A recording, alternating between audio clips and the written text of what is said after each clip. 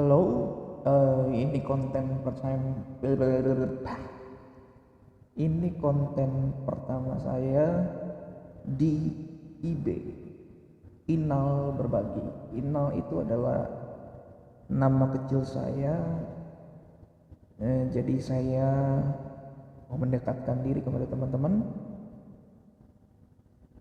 Mungkin subscriber saya yang sudah subscribe bisa mengenal dekat saya, bisa menerima ilmu juga dari saya yang masih cetek ilmunya ini, baik itu di bidang internal audit, di bidang penulisan lagu, maupun di bidang-bidang lain yang sedikit saya ketahui.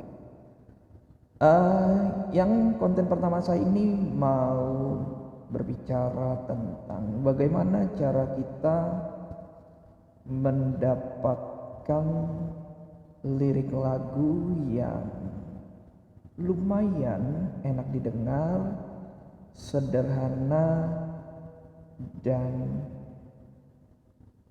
ada backstory di dalamnya. Kalau teman-teman mungkin dengar dan lihat deskripsi lagu yang saya buat, biasanya di deskripsi di YouTube saya tekankan tuh background story-nya dari mana, liriknya memang agak sedikit beda, dan secara instrumen atau melodinya juga lumayan enak didengar. Nah, yang pertama kita lakukan adalah kita siapkan alat-alat kita. Yang pertama, kalau teman-teman punya laptop atau mungkin tab atau mungkin komputer atau mungkin HP, yang pertama siapkan browsernya teman-teman. Kedua, siapkan notepad. Pertama, browser itu untuk apa? Kita untuk mencari story-nya, apa sih dari background story-nya. Biasanya kalau semakin ironi cerita atau background story-nya, kita akan mendapat background story untuk lirik lagu yang akan kita tulis atau kita mixing atau kita edit. Karena saya nggak percaya kita itu bisa buat lagu, kita bisa memodifikasi lagu, karena tidak ada yang baru di dunia ini sebenarnya. Lalu yang kedua itu kita siapkan notepad. Nah,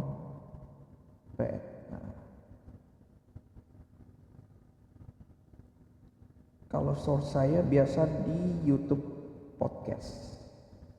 Kemarin saya udah searching ya. Jadi sebelum kita mulai ini juga teman-teman harus tentukan apa genre lagu yang teman-teman suka, bukan yang teman-teman lihat di market atau pasaran yang lagi tren. Karena kan ada banyak tuh perbedaan idealis versus dengan mau terkenal. Tentukan dulu tujuan teman-teman buat lagu itu, untuk teman-teman cari duit, untuk teman-teman punya idealis, atau untuk teman-teman jualan lagu.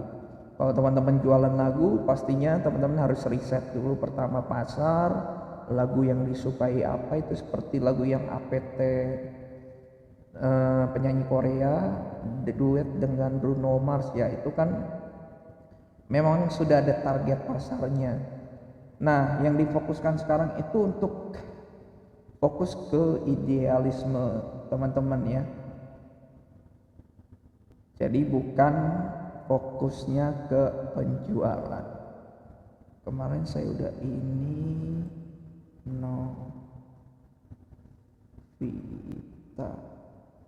Novita Show. Fokus lagu saya itu lebih ke lagu rohani sama lagu tentang memaknai diri. Jadi kalau genre itu bisa bermacam-macam, tergantung nanti diksi lagu yang akan kita buat. Bisa jazz, bisa Kalau untuk mengobarkan semangat bisa pop rock, bisa punk. Makanya kalau teman-teman dengar lagu saya itu bermacam-macam genrenya. Di tengah lagu pop ada reggae-nya. Jadi itu tergantung dengan diksi lagu yang akan kita buat. Nah, saya biasa sumber dari YouTube podcast. Nah, ini Semi Sumarangkir, Masa Gelap Itu Adalah Zaman Keemasanku. Ini bisa dibuat diksi lagu kalau kita mau sebenarnya. Oke, kita ini dulu ya.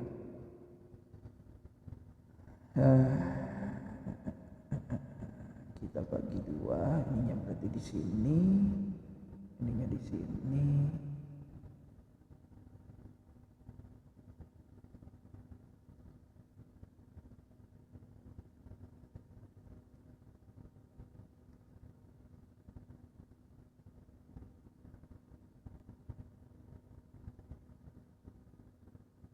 Sambil Si Morangkir langsung aja lah ya Bang ya. Langsung kita nama lengkap.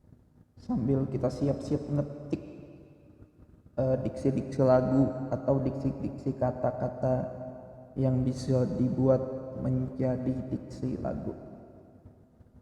Apa ya? Oke lah. Kalau begitu. Gak usah banyak basa-basi karena sama halal kita ya. Betul. Marga si Morangkir yang adalah ternyata pariban saya Iya. karena tubuh ini berjutak don. Iya dong. Kau bisa bahasa Batak ya? Sautik. Tapi namamu Hendra. Iya. Jadi memang kalau Batak itu aku udah nasional. Oh. Dari tingkat nasional ya. Sudah. Ini kamera khusus kau Oh ya. ya, Nah, oke. Oke, Batak banget. Minum pun kopi hitam. Harus. Aku pertama-tama mau bilang terima kasih dulu ke Semi dan juga Vivian istrinya. Lagi liburan diculik, Oh, nggak apa-apa. diajak ngobrol dulu, dan terlebih terima kasih karena Semi ini terkenal nggak gampang mau datang ke podcast. Jadi bahwasannya kami hari ini diberi kesempatan, aku bersyukur banget. Thank you banget ya, Iya. Semi. Terima kasih Kak. Terima kasih Mas Pogi. Thank you semuanya. Kita mulai pertanyaan pertama dengan sedang apa dan di mana? Nyebelin kan? Oh, ada tanya-tanya. Iya sih. Iya, Itu dengan udah lagu itu ya. udah dari 11 atau 12 tahun yang lalu ya itu ya. Selalu orang bilangnya SADD gitu. Oh, ada singkatannya tuh. Dulu ya sedang apa di Iya, mana iya, kan iya. SADD Iya, kan. iya, iya. Jadi kalau nelfon zaman dulu kita belum media sosial belum terlalu peak jadi kita SADD. jadi kalau WhatsApp temen gitu SADD. Oh di PS gitu. Jadi kita SADD. Lu tuh memang dari kecil gini nih, buat yang banyak yang belum tahu ya, Semi kan memang penyanyi. Ya. Tapi banyak juga yang nggak tahu kalau dia sebenarnya pemain drum. Bener nggak sih? Iya, Jadi kamu mulai dari drum dulu ya, apa gitar dulu kayak abang-abang Batak atau kayak Jadi kalau main gitar itu memang dari SMP tapi ya cuman gitar-gitaran apa ya? Ya. gojreng. Oh kalau zaman dulu waktu SMP aku ini. Pokoknya kalau kita udah bisa chord-chordnya burung gereja. Nah, kalau menurut teman-teman, ini udah menit keberapa? Udah menit kedua belum ada. Teman-teman bisa percepat yang menurut teman-teman itu penting ya. Tapi karena saya sekalian ingin menyelami cerita dari Bang Semi Morangkir ini, saya akan menyaksikannya sampai habis, nggak akan saya miss. Jadi background story-nya nanti ketika saya nanti nulis diksi lagu yang masih raw atau yang masih mentah, oh saya tahu nih background story-nya nih. Nanti masuk ke lagunya mungkin lagu sedih, mungkin lagu slow beat. Nanti juga melodi yang dimasukin gimana, tuh nanti akan nyambung nih. Makanya saya nonton sampai habis. Tapi kalau teman-teman ingin mempercepat ke poin yang penting-pentingnya, teman-teman juga bisa. Itu masing-masing punya cara. Janjinya Nugi. Itu udah jambok kali itu. Di tongkrong masih dipanggil, weh, main kita kau. Dulu gitu kan. Waktu SMP tuh. Jadi memang sudah kita senang musik, kebetulan kakakku juga penyanyi rohani itu sudah hampir 20 tahunan ya, lebih malah. Kak Sari itu dari kalau nggak salah band rohaninya pertama kali namanya Ezra, habis itu VOG, Voice of Galilea, habis itu baru GPCC dan segala macamnya. Nah, turunannya sih dari kakak sih. Jadi dulu kakakku tuh kita kalau flashback lagi ke ujung pandang ke Makassar, zaman kita masih kecil di ujung pandang itu, Kak Sari di masa remajanya, Kak Sari Simorangkir nih kalau Kak Sari nonton, Kak Sari itu doyan banget NKOTB. Hang Town. Itu nyampe direkam di kaset kaset yang kaset kosong itu kan, ditimpa pula kan. Udah dari situ, oh ternyata ini enak ya begini-begini ya. Ngeliat Kak Sari sering nyanyi di kamar mandi dia. Lagu itu. Lagu Kak Sari. Terus dia mulai ikut festival kan, dari festival nasional.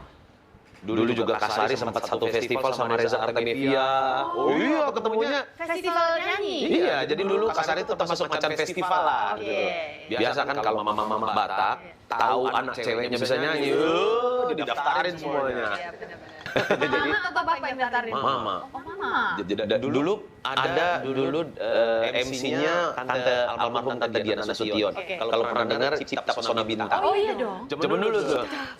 Iya. Nah, itu dulu Kak Sari juara 2 di situ. Iya. Juara satunya Reza Artamevia. Nah, jadi dari si kakak lah. Oh, aku coba nyanyi. Karena lihat kakak nyanyi, kau nyanyi gitu. Iya, tapi belum kepengen nyanyi. Akhirnya begitu lulus SMA, aku baru masuk IMI, Institut Musisi Indonesia. Yang di Jakarta itu. Iya. Jadi kau sempat kuliah di situ. Dan aku kuliahnya ngambil Faculty of Percussion, memang drum. Drum. Gitu. Jadi memang pengennya main drum gitu. Bagiku kalau aku nyanyi kayak Kak Sari itu menye-menye lah. Oh, menurutmu? Iya, karena laki tuh kalau apa zaman dulu kuliah laki-laki yang ikut Cipta Pesona Bintang tuh sambil yang kayaknya gaya banget. Iya, Iya, Dendi gitu. Nah, aku pikir berlaki ini. Kalau pokoknya metal-metal. Nah, kalau di belakang drum kan gagah gitu. Tapi ya itu namanya jalan Tuhan ya. Di kampus tuh karena mungkin nggak ada faculty of nyanyi, faculty of vokal gitu. Jadi setiap kali kita tampil untuk ujian, ya kan semuanya harus ngeband kan? Iya. Ya siapa lagi kalau nggak saya yang nyanyi? Kenapa? Kok siapa lagi yang lain nggak? Nggak bisa nyanyi gitu. Temen-temennya. Iya, ada cuman ya aku sama almarhum temenku namanya Among. Ya cuma berdua kami lah, jadi kami bisa nyanyi 5 band, si Among bisa nyanyi 5 band gitu. Vokalisnya ya kami berdua aja. Itu aja diputar-putar. Nah, kenapa saya bisa buat ini, kata yang ini tadi? Kadang yang kuingini bukan Tuhan yang kehendaki. Tadi tuh dari cerita Bang Semi, ternyata dia keinginannya itu bukan menjadi penyanyi, tapi menjadi drummer gitu kan. Terus karena ya memang jalan Tuhan, sebenarnya kita nggak mau lewat jalannya Tuhan, tapi ternyata Tuhan punya rencana lain dan ujung-ujungnya Bang Semi akan jadi penyanyi juga. Makanya saya tulis, kadang yang kuingini bukan Tuhan yang kehendaki. Nah, kenapa saya tulis ini juga? Poinnya adalah kita buat lirik atau diksi lagu yang bagi banyak orang itu relate. Nah, terutama saya juga. Dulu mah saya pengen kerja, tetapi akhirnya ya saya freelance begini, jadi penulis lagu, jadi penulis novel online. Ya kadang yang kita ingini ya bukan Tuhan kehendaki kan gitu. Jadi intinya poin pertama yang kita dapat, buat background story dari orang ataupun diri kita sendiri, tetapi itu masih relate ke banyak orang diksi lagunya. Kita lanjut ya. Oke. Gitu ya, karena yang bisa nyanyi kami doang. Nah dari situ ya barulah membawa aku ke dunia yang sesungguhnya. Dunia yang sesungguhnya yaitu nyanyi. Itu menurut Semi itu kapan? Pas kau udah punya nama sebagai Semi Simorangkir atau waktu idol itu? Jangan lupa ya. Abang ini idol. Bang Bi, jangan lupa ya, waktu dia finalis itu kan kita sibuk SMS. Pilih Semi Simorangkir, aku pilih Semi Simorangkir. Tapi ada cerita lucu Kak. Ini jadi Indonesian Idol itu kalau mau ingat-ingat itu yang pas sepur kakakku.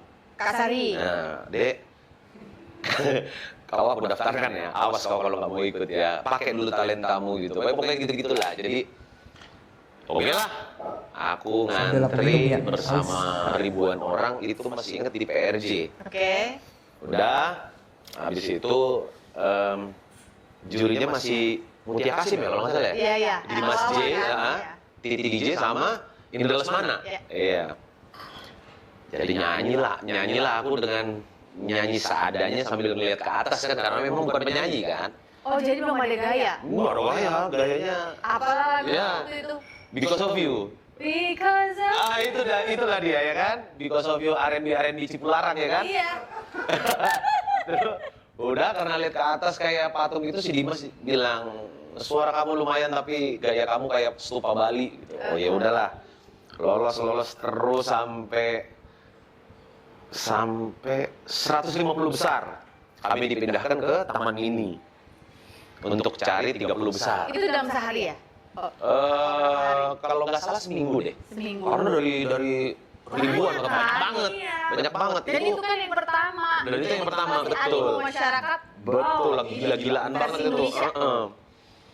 Nah, habis itu, ya namanya Mama Batak, Bapak Batak tahu anaknya lolos, wah mulailah ya kan, kirim pulsa ke kampung, Oh. ke Semarang, pokoknya ke semua saudara si Moraker, si Manjuta, pokoknya. Semarang karena mama lahir besar Ya, Semarang dan saudara-saudara juga banyak di Semarang. Yang di Toba dikirimin pulsa juga. Oh, nyampe kampung, jangan tapi sedih. nggak mau ya. Jangan sedih sama si almarhum papa itu, Biar di pokoknya. SMS ya. Biar di SMS. Tiba-tiba di 30 besar. Kau bandel. Ini enggak. Oh, belum. Sorry itu saya untuk yang Fremantle zaman dulu yang nanganin Indonesian Idol. Begitu kami di karantina, terus aku mulai agak ilfil sama rutinitasnya. Jadi bangun pagi itu kami harus senam, habis itu harus belajar koreo. Oh, itu kau nggak suka. Disitulah kelaki-lakianku kayak dicambuk di situ kan. Apa ini ya kan? Aku ikut lomba nyanyi bukan untuk joget-joget gitu loh. Jadi udah 2 hari aku putuskan lah. Kau kabur ya? Aku kabur naik taksi kan. Iya kan, ada beritanya itu loh, saya mesti merangkir ini Aku kabur kan Bandel kali. dari apartemen aku kabur sampai rumah bapakku lah yang bukain pintu ya kan. Kau ngapain di sini? Enggak Pak, bukan dunia aku gitu. Wah, dia pukul jidat kan. Udah aku kirim semua pulsa ke kampung. Kok kau malah di sini? Ya, aku bilang ya Pak, ya sorry ya Pak, ini bukan dunia aku karena kayaknya kok yang kupikir nyanyi itu dalam bayanganku tuh ya nyanyi sebagai Sebagai siapa, Sam? ya Siapa? zaman dulu ya. Bibo Bryson, yang cuma pakai jas keluar dengan elegan gitu, itu pikiranku gitu loh, bukan kayak yang gitu-gitu. Nggak suka kau. Walaupun aku juga suka NKOTB, Iya, gitu. tapi kau nggak merasa itu Nggak buat merasa kau lah. itu aku banget. Jadi aku bilang, Pak, maaf ya ini bukan dunia aku. Tapi kalau memang Tuhan berkenan, ya pasti aku jadi penyanyi lah. Gitu. Ya udah, habis itu sempat di blacklist sama RCTI. Dan waktu itu bandku. Iya, bandel kali pula kabur. Nah, akhirnya kan dapet nih. Gue berlari ikuti kata hati, tak ingin ikuti dunia ini. Ini kan dari backstory-nya tadi Bang Semi, dia ingin lari karena menurut dia ini bukan style gue, ini bukan gaya gue. Tak ingin ikuti dunia ini maksudnya dia nggak mau ngikutin orang-orang lain yang cowok itu pada saat itu kan masih kayak boy band ya, gaya-gayanya itu tanda kutip terlalu feminim ya. Nah ini tak ingin ikuti dunia ini. Nah kalau teman-teman lihat satu bait ini, kita sebagai penulis lirik lagu, kalau bisa ada ritme, ada frasanya, di belakangnya harus berima gitu. Di sini kan kalau teman-teman lihat, ingin nih kehendaki kata hati dunia ini, belakangnya i semua. Atau enggak nanti kalau teman-teman bisa buat ada IA atau IU atau AI. Nah biasanya di bait pertama, bait ketiga A, misalnya bait kedua atau bait keempat U itu harus sama. Tapi sesuaikan juga dengan backstory yang tadi kita udah dengar dari sumbernya. Jangan berima tapi nggak nyambung gitu. Ini kan masih nyambung. Kadang yang kuingini bukan Tuhan yang kehendaki. Ku berlari ikuti kata hati, tak ingin ikuti dunia ini. Lanjut ya. Ini akan lama sih kalau teman-teman nggak nyaman untuk nonton sampai habis juga nggak apa-apa. Tapi kalau teman-teman yang memang niat untuk mau coba buat lirik lagu yang isi listening, yang penuh dengan background story yang menggugah hati, teman-teman bisa ikutin. Dan waktu itu Chris Martin sebenarnya udah ada, band gue zaman dulu tuh udah ada. 2002. Udah ada ya? Udah ada dan kita sudah menang lomba radio di Mustang. Tapi kau belum jadi penyanyi kan? Sudah jadi penyanyinya. Tunggu, bentar. Abis Idol ini kau langsung Chris Patti atau sebelum bersamaan? Jadi di Chris Patti itu udah ada duluan. Abis itu aku izin ke teman-teman di Chris Patti, guys, gue disuruh kakak gue tes Indonesian Idol, doain ya, boleh nggak? Boleh. Ya kan kita belum ada jadwal manggung, belum terkenal nih. Boleh. Main latihan. Iya, sekalian, biar vokalis gue latihan mental. Akhirnya ya gitu.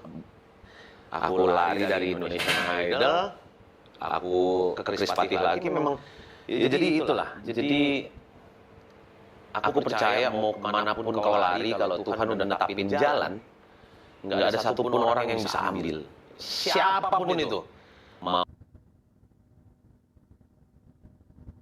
dari Indonesian Idol, aku ke Chris Patti lagi. Memang ya jadi itulah. Jadi aku percaya mau kemanapun kau lari. Nah ini nih, kalau dibuat notes bagus nih. Mau kemanapun kau berlari, tapi nggak akan satu orang yang bisa.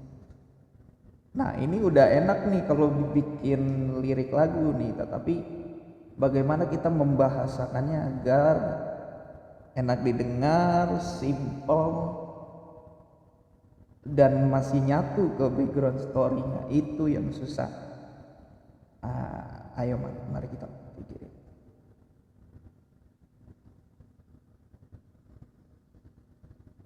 Namun kemanapun lu berlari,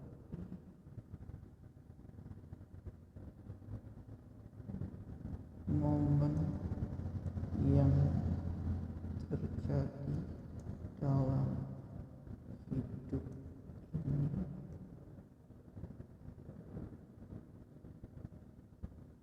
jika kau sudah tetapkan jalan,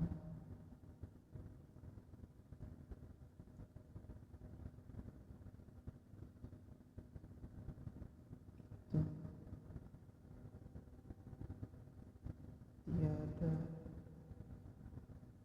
seorang pun kan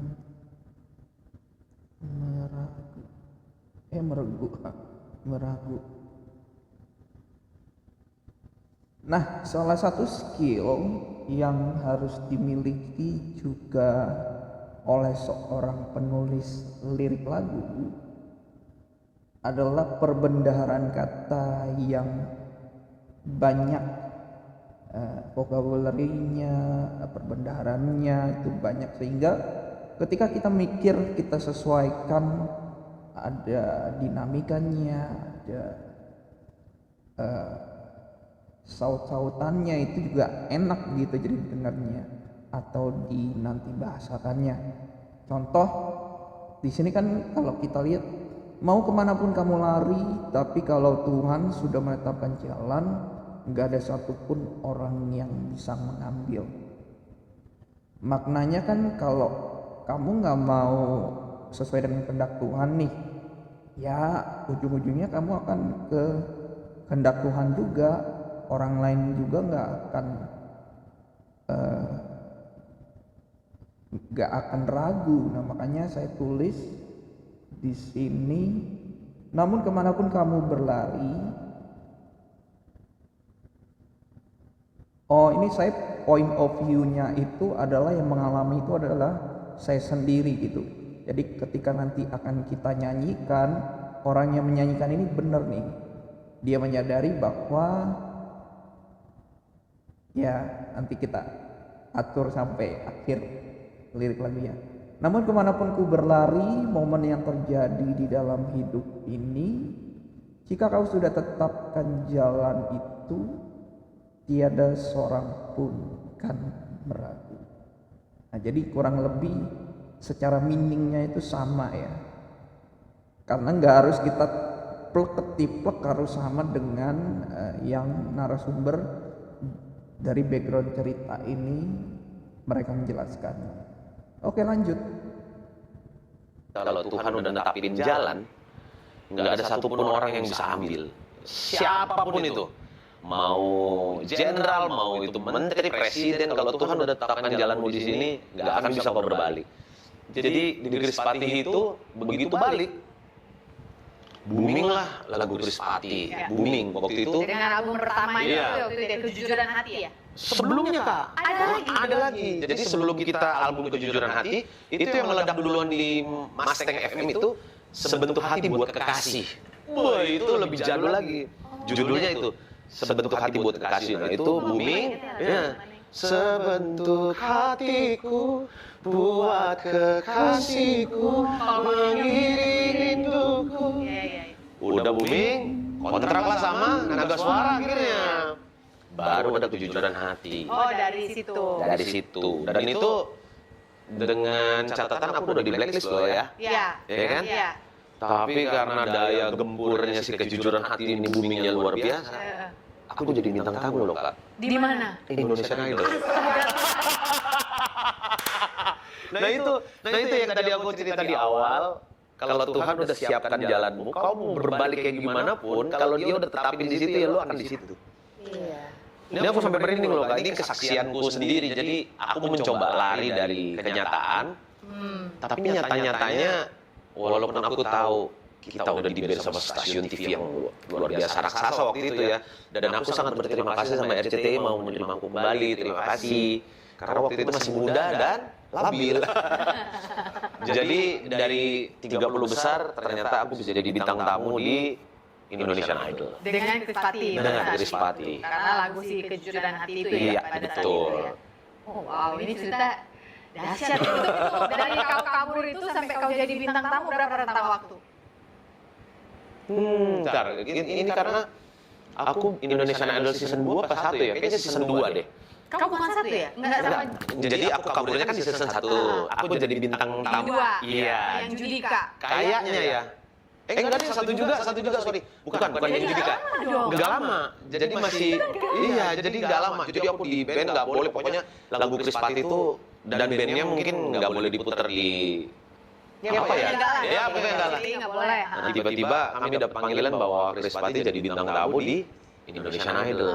Di situ aku terkaget-kaget loh, maksudnya, ini gimana sih? Karena aku peserta ya, nggak enak juga gitu. Dan tiba-tiba, ya udah jadi bintang tamu dan ya udah bersyukur aja. Sekarang kau bisa bersyukur Semi yang sekarang. Semi yang waktu itu kayak apa kalau rasa waktu diundang? Ada gini mbak? Enggak sih Kak, malah aku takut gitu loh. takut. Iya, karena kan lawanku di 30 besar itu kan hebat-hebat. Iya. Kak Joy, ya kan, ada lagi Si siapa? Delon. Delon, ada keponakannya. Aduh siapa sih yang Elva Singer siapa? Karen. Ya, Karen. Itu kan liftingku. Dan aku pikir, aku tuh nggak sebagus-bagus mereka gitu. Begitu dipanggil jadi bintang tamu, aku tuh sebenarnya ngedon. ngedon, nggak pede. Tapi kan kalau datang sama band udah beda cerita lah. Iya, tapi tetap Kak. Jadi begitu nyanyi di depan teman-teman yang lagi berkompetisi gitu loh. Kan pasti dalam hati mereka Ini si Borot ini. iya si binatang ini kabur kok jadi ngeneng tahu gitu loh. Kok enak hidupnya. Kok enak hidupnya, nggak adil kali hidupnya kan. Kalau takut ya. Aku takut kayak penghakiman itu. Iya, jadi sebenarnya di momen itu cuma bisa bilang ke Tuhan ya bersyukur. Habis itu ya lumayan. Nah, pulang dari situ aku langsung ke kamar bapakku. Ke kamar almarhum bapak, aku bilang, gimana Pak? Benar kan? Tetap jugul. Iya, tetap jugul. Iya. Pulang ke rumah gitu, Pak. Gimana? Gini kan? Tetap jugul. Nggak usah kecewa, Pak. Nggak percumanya pulsa itu sampai ke kamu. Aku bilang nggak ada yang percuma loh, Pak. Gini. Ya baru lah. Ya gitulah. Banyak yang nggak tahu kalau aku jadi bintang tamu di Indonesian Idol. Bahkan mungkin banyak yang nggak gitu ngeh kalau kau termasuk angkatan Indonesian Idol pertama tapi yang kabur. Iya, kabur. Karena waktu itu tuh masih umur 20 atau 21 ya, dan aku masih keranjingan main game. Oh, main game apa zaman dulu? Waktu itu Counter Strike. Jadi ya CS. Jadi waktu itu ini sebenarnya panjang banget. Jadi waktu itu keluar dari Indonesian Idol, udah nggak ngapa-ngapain kan? Udah kuterusin aja main game ini. Nggak lama. Jadi kalau kita tarik mundur dulu sebelum Chris Patnya naik, nggak lama tiba-tiba aku menang juara 1 di seluruh Indonesia CS. Dikirimlah ke game. Tapi dikirimlah ke San Francisco. Nah, zaman dulu yang masuk koran itu Semi meninggalkan Indonesian Idol demi game. Oh. Padahal enggak, padahal kebetulan aja. Jadi bersamaan. Kebetulan aja pas aku lagi main game sama timku berlima, juara satu Indonesia. Dikirimlah ke San Francisco untuk mewakili Indonesia. Nama eventnya itu WCG, World Cyber Games. Oke. Di San Francisco. Jadi walaupun aku sampai sana nggak menang, tapi kan yang penting Indonesia menang gitu loh. Iya. Tapi abis itu aku janji sama bapakku, Pak, kalau ini juara 1 aku ke luar negeri, kalau kalah aku pensiun main game ya, karena bapak udah protes kan. Kau nih mau gimana masa depanmu? Mau jadi apa masa depanmu? Cuman kampus warnet gitu aja kan. Jangan dulu warnet main. Iya dong, warnet kan belum ada Wifi internet lah, wifi kan belum ada. Jadi kita mengandalkan warnet. Nah, tadi kan Bang Semi itu bercerita tentang di dalam tengah perjalanan hidupnya sebelum Indonesian Idol ada dia punya kesukaan atau sampingan atau hobi yang sangat disukai itu bermain game. Nah, dari situ aku atau saya coba merangkum dengan lebih simpel dengan ini yang udah aku tulis nih. Ku coba lari dari kenyataan. Kenyataannya itu adalah rencana Tuhan untuk dia bernyanyi. Kalau aku lihat masa laluku, jadi ketika kita track back ke masa lalu, oh iya dulu aku suka main game, aku lebih mengutamakan ini. Ya walaupun itu nggak menang, baru aku tinggalkan rencananya demi keadaannya itu ya udahlah, let it flow aja lah. Tapi aku nggak mau ngikutin rencana Tuhan. Makanya sampai begitu. Terus kita lanjut ya. Ya gitulah. Sampai jam 1:30 pagi baru pulang. 2:30 pagi baru pulang dari warnet gitu. Oke. Jadi MC Morangkir adalah gamer awalnya ya. Now you know, facts you know. Pernah dikirim ke San Francisco, jangan main-main ya. Sudah pernah ke Amerika. Sudah pernah mewakili Indonesia. Walaupun di sana nggak berhasil. Ya, kalah juga. Indonesia kau lah yang juaranya pada saat itu ya. Oke. Kita bicara sekarang masuk ke kau jadi si band Chris Pati. Boleh nggak sih itu diomongin? Nggak apa-apa, nggak ada masalah. Karena aku penasaran, jiwamu drum, Iya. sukanya main drum, kamu penyanyi yang gitu-gitu, ya kan? Maunya jadi penyanyi yang begitu keluar harus ganteng. Sebenarnya waktu di Chris Pati itu di kampus, Kak. aku pengennya jadi pemain drumnya. Oh. Gitu, jadi Tapi udah ada yang ngisi. kan nama drummernya kan Anton Krispati itu. Aku bilang, Ton, lo nyanyi, gue main drum. Oke, 1, 2, 3. Begitu dia nyanyi, Ton, main drum lagi, gue nyanyi. Dah, nggak usah diterusin gitu loh. Jangan diterusin. Sorry tuh sih. Jadi dia main drum aja. Gitu. Sebenarnya aku pengen main drum, Kak. Tapi nggak bisa. Cuman begitu dia yang nyanyi, Aduh, ya udah aku rela lah jadi vokalis lah. Iya, jangan lah. Nah, itu dia yang aku pengen tahu. Kau itu sebenarnya jiwanya, inside of you, itu penyanyi solo kah atau anak band? Anak band enggak? Sebenarnya. Sebenarnya. Oh. Gitu. Jadi aku tidak ya mungkin bisa karena terbiasa ya. Jadi kalau sekarang jadi penyanyi solo, awal-awal juga aku agak-agak struggle, gimana nih aku nggak punya teman-teman lagi di panggung, aku harus nyanyi sendirian, tapi ya sekali lagi bisa karena terbiasa. Tapi jiwamu sebenarnya kalau bisa maunya band. Anak band. Berarti di dalam hati kecilmu ada nggak sih suatu hari berharap bisa menghimpun, membentuk sebuah band lagi di usia dan level hidupmu yang sekarang? Kalau mungkin kemarin di usia 35, 36 masih iya. Tapi di usia yang udah kepala 4 ini mau ke atas kayaknya enggak. Aku udah nyaman di posisiku sekarang. Capek ya ngurus orang ya? Iya, akhirnya aku berpikiran bahwa ya pikiran yang sehat itu pikiran yang nggak dicampur dengan pikiran orang lain. Pikiran yang sehat adalah Pikiran yang nggak dicampur dengan pikiran orang lain. Jadi saat aku lagi memikirkan tentang masa depan, tentang istri dan anak, itu paling nggak bagus tuh kalau kita dapat masukan dari sesuatu sumber yang nggak jelas limbahnya. Mungkin kita dapat masukan dari orang yang broken home. Mungkin kita dapat masukan dari teman kita yang sudah kawin 3 kali 4 kali. Nah, itu akan sedih. Mungkin ada yang berhasil, tapi kalau bagiku di saat kita bisa berpikir sendiri, kita udah punya state of mind sendiri, mikirnya tuh lebih enak aja. Keputusan sendiri gitu. Tapi apakah lu selalu dari dulu adalah yang Semi yang barusan ngomong Oh, ini? tidak dong. Nah itu maksudnya. Oh, tidak apakah dong. kau memang dari dulu tipe yang, aku punya pikiran sendiri, aku mau kabur, Oh. aku mau ini. Buktinya dulu gak punya pikiran. Iya, jadi nah, kalau aku bilangnya gini loh, Kak. Jadi proses pendewasaan seseorang itu berbeda-beda. Ada orang sudah ditimpa atau ditempa dengan kekecewaan, dengan kesedihan yang luar biasa sehingga dia dewasa dari muda ada. Tapi ada juga orang yang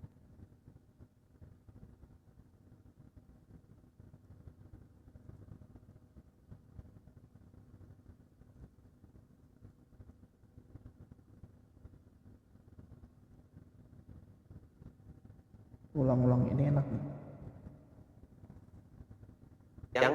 nggak jelas limbahnya. Mungkin kita dapat masukan dari orang yang broken home. Mungkin kita dapat masukan dari teman kita yang sudah kawin 3 kali 4 kali. Nah, itu akan sedih. Mungkin ada yang berhasil, tapi kalau bagiku di saat kita bisa berpikir sendiri, kita udah punya state of mind sendiri, mikirnya itu lebih enak aja. Keputusan sendiri gitu. Tapi apakah lu selalu dari dulu adalah yang Semi yang barusan ngomong Oh, ini? tidak dong. Nah itu maksudnya. Oh, tidak apakah dong. kau memang dari dulu tipe yang, aku punya pikiran sendiri, aku mau kabur, Oh. aku mau ini. Buktinya dulu gak punya pikiran. Iya, jadi nah, kalau aku bilangnya gini loh, Kak. Jadi proses pendewasaan seseorang itu berbeda-beda. Ada orang sudah ditimpa atau ditempa dengan kekecewaan, dengan kesedihan yang luar biasa sehingga dia dewasa dari muda ada. Tapi ada juga orang yang terlalu berlebihan dapat cinta pun akhirnya dewasanya telat gitu karena tidak berkembang. Wah, apa nggak ada masalah. Karena aku Yang sehat itu pikiran yang nggak dicampur dengan pikiran orang lain. Ulang-ulang. Dewasa dari muda ada, tapi ada juga orang yang terlalu berlebihan dapat cinta pun. Tidak dong. Nah itu maksudnya. Oh, tidak apakah dong. kau memang dari dulu tipe yang, aku punya pikiran sendiri, aku mau kabur, Oh. aku mau ini. Buktinya dulu gak punya pikiran. Iya, jadi nah, kalau aku bilangnya gini loh, Kak. Jadi proses pendewasaan seseorang itu berbeda-beda. ada orang sudah ditimpa atau ditempa dengan kekecewaan, dengan kesedihan yang luar biasa sehingga dia dewasa dari muda ada. Tapi ada juga orang yang terlalu berlebihan dapat cinta pun akhirnya dewasanya telat gitu, karena tidak berkembang. Wah, gue masih bisa diterima kok, gue masih gini kok, masih gini. Banyak kali alasannya. Nah, Terlalu banyak dapat cinta tuh gimana maksudnya? atau ditempa dengan kekecewaan, dengan kesedihan yang luar biasa sehingga dia dewasa dari muda ada. Tapi ada juga orang yang terlalu berlebihan dapat cinta pun akhirnya dewasanya telat gitu, karena tidak berkembang. Wah, gue masih bisa diterima kok, gue masih gini kok, masih gini. Banyak kali alasannya. Nah, Di sini dari teman-teman udah dengar juga, ada tonton bagaimana Bang Semi dia menceritakan bagaimana kedewasaan dia, prosesnya. Makanya saya buat seperti ini. Di saat ku berpikir sendiri juga, jadi kita ikut merasakan apa yang Bang Semi rasakan. Oh, gue berpikir nih, gimana nih pendewasaan gue begini. Ternyata proses kedewasaan orang itu berbeda. Sama seperti yang Bang Semi katakan, ada orang sudah ditimpa atau ditempa dengan kecewa, kesedihan luar biasa. Nah, karena lirik lagu itu kita nggak boleh terlalu banyak, makanya saya ambil cuman setengahnya yang benar-benar semua orang itu ngalamin. Oh, benar ya, proses kedewasaan orang itu emang beda. Ada yang ditimpa benar-benar karena memang Tuhan tegur, ada yang ditempa, orang ini udah buat bener nih orangnya nih, tapi ditempa lagi sama Tuhan nih biar lebih bener lagi. Makanya juga ada rasa kecewa, ada kesedihan luar biasa. Kita lanjut, ini masih sejam lagi nih. Buat teman-teman yang mungkin kalau nggak nyaman, Terlalu banyak teman-teman dapat bisa cinta tuh gimana maksudnya? Terlalu dimaklumi. iya gitu. Jadi Get away with everything. yes, jadi kebetulan papa mamaku ini adalah Batak yang penuh cinta. Jadi kalau orang bilang orang Batak tuh keras, ya memang keras, tapi perlu kita ketahui yang belum tahu nih tentang suku Batak. Suku Batak tuh kalau orang tua dan anak cintanya tuh gitulah. Anak koki hamuraun dia itu benar. Itulah pokoknya, apalagi anak laki-laki dan bungsu. Gitu. Jadi apapun yang kita mau, apa yang kita putuskan tuh terkadang orang tua nggak setuju, tapi dia memaklumi, berusaha memaklumi. Sama kakak-kakak gitu nggak mau apa-apa? Atau yang Semi rasa sama Semi aja? Kayak kamu dapat favor gitu loh. Enggak, kayaknya semua. Jadi memang kalau bahasa Batak tuh apa ya? Lambok roha gitu ya? Iya. Apa hatinya lembut gitu, walaupun orang Batak tapi Iya. kalau ke anak hatinya Apalagi lembut. papa. Apalagi papa. Aduh, orang yang nggak bisa marah. Masa sih? Oh, nggak bisa. Iya, beda kali sama bapak, almarhum bapak marah-marah terus. Kalau almarhum papaku tuh Lembut gitu. bayangkan dia pegawai eselon 1, saking dia lembutnya dan dia lurusnya, julukannya dia Pak Pendeta. Saking dia nggak mau macam-macam. Iya. Makan siang bekal istrinya dibuka sambil baca Alkitab. Itulah bapakku. Iya, jadi kalau zaman dulu, kalau mamaku cerita dulu, papa waktu muda kita masih di Bandung, papa tuh sering dijemput untuk hibur kontraktor-kontraktor. Satu-satu dikasih perempuan. Tahu nggak papamu melakukan apa? Papamu bilang sama temennya, sorry, aku udah janji sama istriku, dianterin lah dia pulang. Jadi semuanya kolega-koleganya dia yang kalau ya biasalah namanya menjamu tamu atau kontraktor atau siapapun gitu, itu kan udah biasa ya kalau di kalangan-kalangan begitu gitu. Nah, papaku tuh sampai dijuluki Pak Pendeta, padahal bukan pendeta, ya gara-gara kelakuannya itu. Selalu pulang ke istrinya, selalu Ya, Jadi keluargamu keluarga cemara dong waktu kecil ya? Bukan yang huru hara. Bukan. Aku aja huru hara. Aku belum sampai sana. Iya. Tapi kayak bukan tipe yang kalau ngomong apa tinggi gitu suaranya. Enggak. Dari jauh, wah gitu. Enggak ya? Paling yang begitu kami rasakan waktu kami masih kecil-kecil, SD aja. Begitu kami SMA, SMP, nggak ada lagi suara tinggi. Gitu. Iya, lembut sekali. Jadi kalau nakal Malah lebih keras mama daripada papa. Oh, borju. Borjun lebih galak. Lebih merepet. Jadi kalau masa kecil kami pahanya biru-biru ya itu di iya, sama si Borjun itu. Iya. Gemes gitu ya. Tapi kalau papa benar-benar Very soft spoken juga Betul. orangnya. Nggak banyak bicara ya, Papa? nggak banyak bicara, nggak banyak mau, ya pokoknya cuman dia nunjukin aja kalau aku sayang sama kamu gitu. Gimana? Nunjukin gimana? Orang Batak nunjukin sayang sama kamu tuh gimana? Dia nggak nunjukin Pasti orang dalam hal beli-beliin apa ya. Kalau papa tuh gimana ya Maya? Kalau papa tuh di luar jadi sedih kalau gue bayangin ya. Papa tuh orang yang tidak gengsi untuk WA anaknya. Kan kadang-kadang ada bapak yang kalau anakku nggak nyariin aku ya aku nggak nyariin lah. Gitu. Tapi kalau papaku tuh one of a kind kali ya. Jadi dia selalu sempetin karena rumah kami nempel. Oke. Gitu. Jadi Sampai terakhir ini Papa iya. di rumah masih dekat Sampai sekarang. Oke. Sampai sekarang nempel karena kakakku kan dibawa orang, si Frederick harus menikah dan pergi. Aku bilang nggak boleh ada yang lepas dari papa mama nih. Jadi aku belilah rumah nempel. Jadi aku bisa merhatiin gitu. Jadi papa selalu dari rumah tuh ke samping gitu. Cari cucu. Iya, udah cuma duduk aja di atas. Habis itu nanti ngobrol sama aku ketawa-ketawa di samping kamar. Habis itu ya udah pulang ya, pulang. Gitulah papa.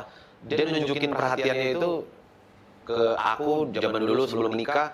Ya masuk kamarku, habis itu sedikit mijit-mijit kakiku.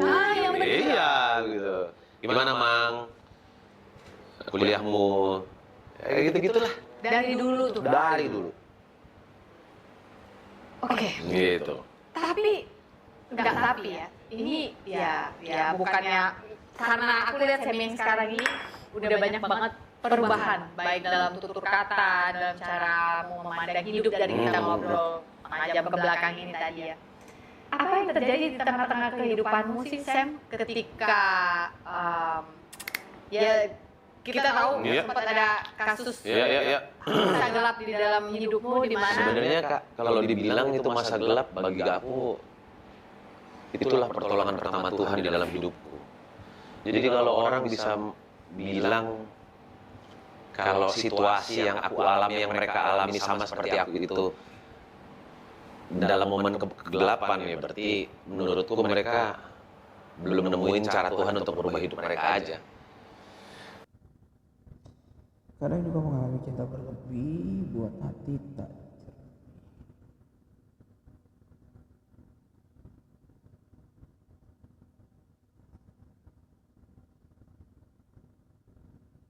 Yang kata orang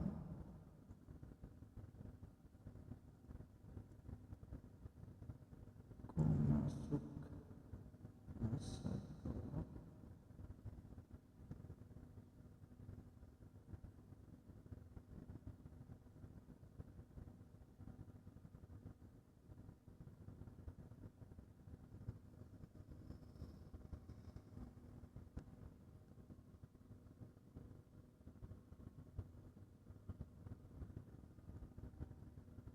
Namun ku sadari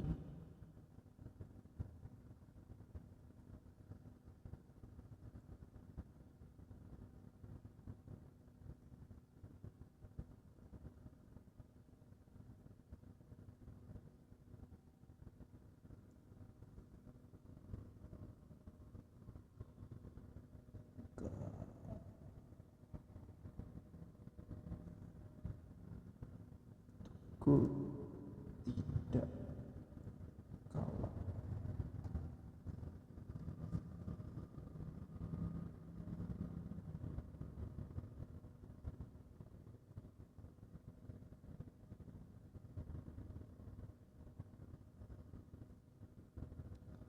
Jadi kan Bang Sam ini cerita tentang menurut orang ini masa gelap di dalam hidupnya ketika dia masuk penjara, tetapi dia menyadari bahwa kalau bukan karena itu, karena yang tadi nih ditimpa dan ditempa, karena itu pengalaman dia sendiri, sehingga ini bukan masa gelap gua, tetapi cara Tuhan untuk menolong gua. Makanya saya atau aku buat ini.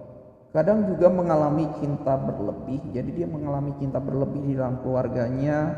Ayahnya itu sangat menyayangi dia, yang membuat hati tak jernih, dalam arti kata yang membuat dia merasa sombong sehingga masuk mencicipi barang terlarang itu. Nah, yang kata orang, ku masuk masa gelap. Nah, kita memposisikan diri kita sebagai Bang Semi, ku masuk masa gelap. Namun ku sadari itu cara Tuhan. Tuku tidak kalap, maksudnya tidak kembali kepada posisi kesombongan itu, tetapi rendah hati di hadapan Tuhan. Gitu. Lanjut ya. Jadi aku tuh bisa seperti itu di tengah keluarga yang harmonis, di tengah keluarga yang cinta Tuhan. Dan cinta anak. Iya, dan cinta anak itu bukan karena aku dipukulin bapakku, aku dimaki mamaku, enggak. Tapi karena ya apa ya? Aku ini dulu orangnya nggak bisa sendiri. Jadi aku butuh teman bicara, aku butuh pelampiasan untuk ngomong. Awal-awal terbentuk band itu masih enak, tapi lama-kelamaan dengan beriring seringnya manggung dari, bayangin kalau kita dulu zaman-zaman peaknya Chris Patih itu kita sebulan kita cuma libur bisa cuma 4 hari, sisanya kita tour, Terus. Kelas Mile, mau apa, you name it lah, rokok-rokok itulah, Star Mile, barang-barang Ungu, Samson, Niji, wah zaman dulu. Jadi di tengah-tengah gemerlapnya itu, aku kayak kesepian aja Kak. Gitu. Aku kayak butuh temen tapi kok tadinya kita temen kampus yang ketawa bareng, susah senang bareng-bareng, tapi kok giliran kita udah dapat uang, kita udah dapat semuanya, dapat berkat Tuhan, kok kita jadi kayak masing-masing ya. Pokoknya kita ketemu di panggung ya, turun panggung ya udah masing-masing ya kan gitu. Ya memang begitu. Sempat begitu karena saking udah Bukan sempat, memang begitu. Iya, karena udah saking rutinnya, turun panggung pokoknya kita masing-masing. Satu ke sana, satu ke sana. Jadi nggak ngobrol gitu. Jadi ya memang. Tapi nggak berantem kan Sam? Belum. Sampai sekarang pun aku nggak menganggap aku berantem sama mereka. Karena bagi aku kalau selisih paham, beda pikiran itu jangan pernah disebut berantem lah. Biasa ya. Biasa banget itu. Toh kalau mereka mau duduk bareng segala macem, ya ngobrol aja. Iya. Kan kita dewasa kan? Iya. Kita bukan anak-anak yang kalau kita ketemu harus ambil batu, satu ngambil tongkat, enggak gitu kan? Walaupun dalam pikiran kita berbeda, ya tinggal ngobrol aja. Gitu. Jadi zaman dulu karena uang ada pertama kan? Wah, namanya anak band ya kan, duitnya lagi ada nih. Popularitas. Kemana-mana dilulukan. Lu. Mulailah kenal sama yang namanya dunia-dunia yang. Pada suatu siang setelah sebuah serangan kecemasan terjadi kembali pada saya digerakkan untuk kembali ke rumah ayah, meminta maaf atas semua kesalahan saya. Menurut orang itu, kalau lu nggak ditegur secara dahsyat itu, ada orang yang nggak bisa berubah, Kak. Akhirnya hidupnya stagnan aja. Oke sih, tapi gitu aja. Oke aja gitu. Tapi giliran aku dihajar sedemikian rupa dengan memalukan dan menampar harga diriku gitu. Maksudnya saat itu kan aku lagi di atas tiba-tiba kayak dijatuhin ke bawah Kak, gitu. Serendah-rendahnya gitu. Satu Indonesia tahu. Marah gitu Kak. Marah sama Tuhan, marah sama ya teman-teman yang kenalin dunia itu, dan ternyata lu bukan teman-teman yang Baik. setia gitu, seperti lagunya setia. Tidak sesetia itu teman-teman di dunia itu gitu loh. Jadi Malah dicepuin. ya lu malah hanya jadi korban aja. Tapi itu yang tadi aku bilang, kadang-kadang kalau Tuhan nggak negur kita secara dahsyat tuh ada tipe manusia yang Akhirnya cuma ditegur kecil ya nggak berubah aja, stagnan aja, oke aja. Turun dikit naik lagi, turun dikit naik. Nah, aku ditegur Tuhan dengan begitu ganasnya, begitu hancurnya. Bahkan aku harus menghabiskan berapa ya? Aku dulu di penjara itu 6 bulan. Bukan rehab ya, Sam? Sempat di penjara dulu. Jadi di Polres itu 3 bulan, aku dioper ke Salemba itu kalau nggak salah 3 sampai 4 bulan. Habis itu baru aku public figure pertama yang berhasil dapat SEMA. SEMA adalah surat edaran Mahkamah Agung. Oke. Jadi akulah public figure pertama yang bisa direhabilitasi. Zaman itu. Sebelumnya kan? Sebelumnya nggak ada. Masuk aja. Nah, jangan pikir waktu kita di dalam itu kita nggak enak. Enak kan? Enak ya? Banyak sih cerita yang dari dalam enak. Iya. Kau orang kesekian gitu. Iya, jadi enaknya dalam tanda kutip ya. Tapi waktu itu aku di hari ulang tahunku 8 September aku ingat karena aku udah terlalu banyak mengkonsumsi. Aku bilang, Tuhan, nih rasanya udah nggak ada nih. Badanku tuh udah nggak bisa rasain enaknya nih karena udah keseringan. Di dalam tuh. Di dalam. Jadi aku cuma bilang waktu itu, Tuhan, kalau aku harus jalanin ini, aku pegang ayat-Mu. Aku tidak akan jadi ekor tapi jadi kepala. Lu mau jadiin gua kepala penjahat pun nggak apa-apa. Yang penting gua jadi kepala, gua nggak mau jadi ekor. Memang doaku tuh bukan doa yang harus ditiru orang, tapi lebih ke doa ancem ya. Kok lu jadi ngancem Tuhan ya? Karena merasa kau ditinggalkan. Iya, kayak merasa lu udah jatuhin gua, lu ninggalin gua nih ya. Karena kan tuntutan jaksa itu 1 tahun 6 bulan subsidiarnya 1 M. Iya, 1 tahun 6 bulan subsidiarnya 1 miliar. Oh, lu ninggalin gua ya? Apalagi mamaku kalau dilihat dari zaman dulu infotainment. Gimana Bu anaknya? Gak apa-apa, biar aja di dalam, biar dihajar Tuhan. Ada rekamannya tuh. Ada rekaman mama. Ada mamaku, pokoknya nggak mau. Saya mau dia dihajar Tuhan. Begitu di pengadilan, jaksa penuntut umum 1 tahun 6 bulan subsidi 1 M, pingsan juga dia. Iya. Wah, kok lama kali gitu. Ya, tapi Namanya mama. iya kan. Tapi kan kalau di infotainment dia dengan PD-nya, biar aja dia dihajar Tuhan gitu. Padahal hatinya menangis. Iya, hatinya menangis kan. Ya pokoknya ya itulah. Aku baru doa begitu. Tiba-tiba kalau nggak salah paginya ada call dari depan lewat pengeras suara ke selku gitu. Saudara Hendra Samuel Simorangkir dipanggil ke depan. Udah, aku datang, tiba-tiba ada fansnya Chris Patih lah. Datang. Kamu masih suka datang jenguk ya? Dan waktu itu kan aku ulang tahun kan malamnya kan. Oh iya benar. Jadi paginya aku ke itu, Kau nggak jadi bulan-bulanan nih sama teman-teman yang lain? Jenguk apa gitu nggak? Kau beda nggak juga? enggak. Jadi bener-bener aku kalau ngomong gini kesannya kayak terlalu agamais, tapi itu yang kurasakan gitu loh. Pertolongan Tuhan sih Kak. Kemurahan Tuhan aja. Bukan karena aku terkenal, enggak. Karena banyak juga yang terkenal malah kadang-kadang habis dipukulin, kadang-kadang Kau nggak dipukulin? semuanya cinta sama aku Kak. Jadi kau berkenan di mata Iya Kak. teman-teman Kayak itu? ini off the ya ini. Nah kebetulan aku ditaruh di blok itu, yang satu blok itu rata-rata hukuman mati. Tapi Vibe-nya nggak enak. iya memang vibe-nya nggak enak. Orang yang tiap hari menjalani hidupnya tahu kalau endingnya nggak enak kan mereka tuh. Itu pikiran manusia kan Kak.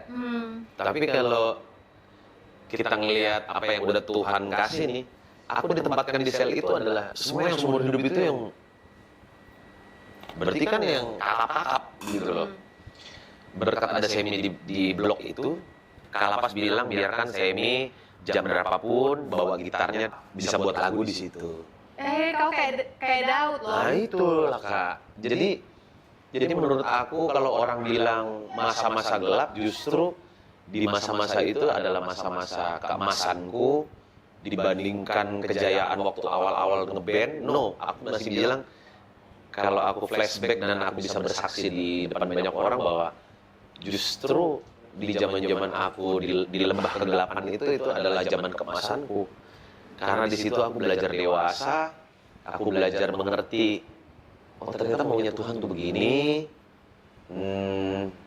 Lu gak usah muna-muna banget lu gak usah sombong-sombong lagi, lu gak usah terlalu dongakkan dagumu itu, ya. Karena sekali ku sentil kau bisa ke bawah, baik-baik aja kau, maksudnya lewat, gak usah aneh-aneh.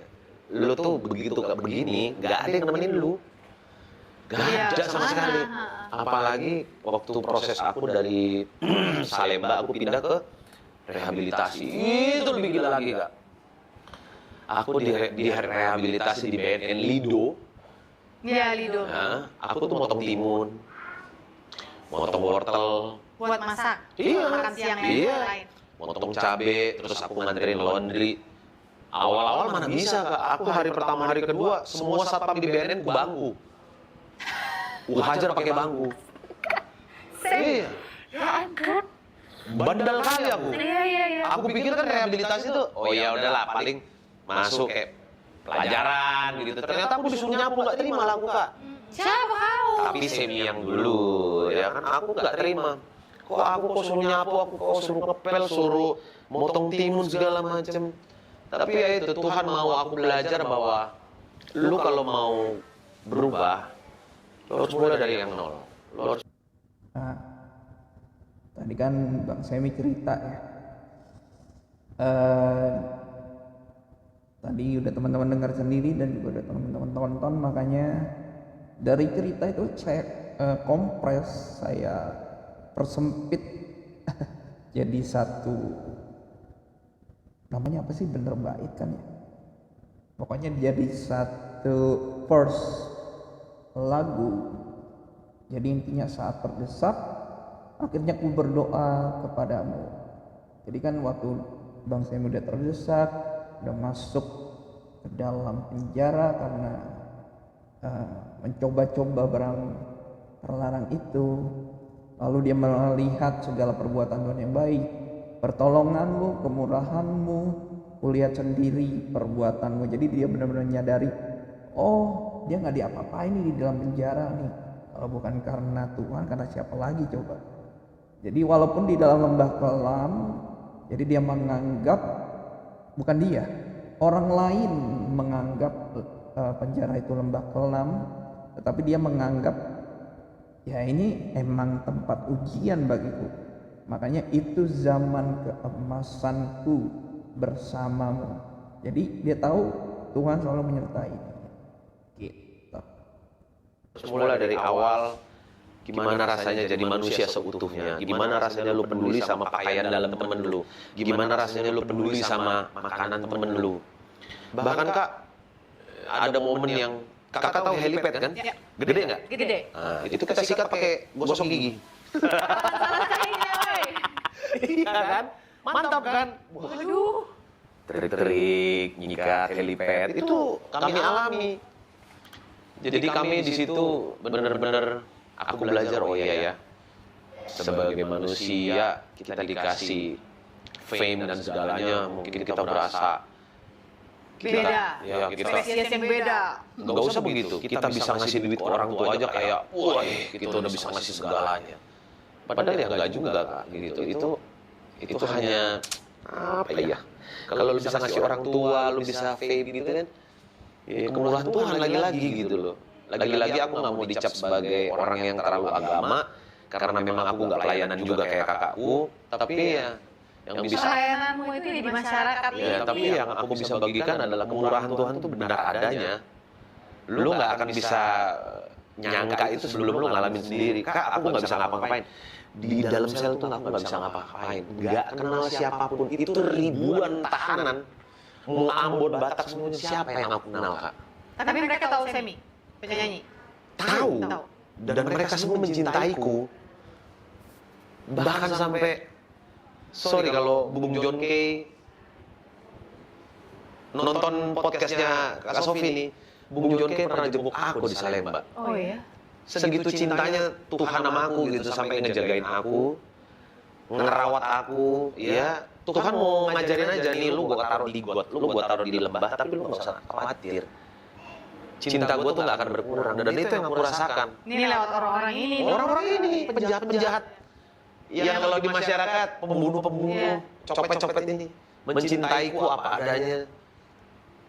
Wah, perhatian banget. Iya. Woi, gila dah. Jadi begitu sampai di tempat rehab aku belajar bahwa oke, kayaknya ada yang salah dengan gua nih. Kayaknya ada sesuatu yang harus gua rubah nih.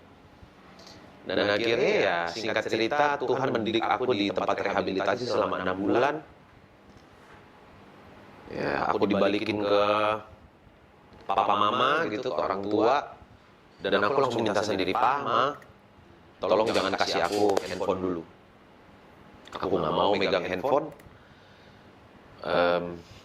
Zaman dulu sampai ada saudara kita yang dari di kepolisian gitu sampai ngasih aku bukan ya semacam bodyguard lah yang buat nemenin aku kemana-mana. Namanya Altino Suarez, orang Timor. Gitu. Jadi dia lah yang jagain aku kemana-mana. Aku mau nonton bioskop ya ditemenin. Aku mau makan ditemenin. Tapi aku udah bilang, aku nggak mau kembali ke kehidupanku yang lama. Aku nggak mau kembali ke pergaulanku yang lama. Jadi tolong, aku nggak mau handphone. Jadi selama 2 tahun Kak, aku nggak pakai handphone. Selama 2 tahun? Selama 2 tahun setelah aku selesai rehab, aku memutuskan aku nggak mau ada teman-teman lamaku.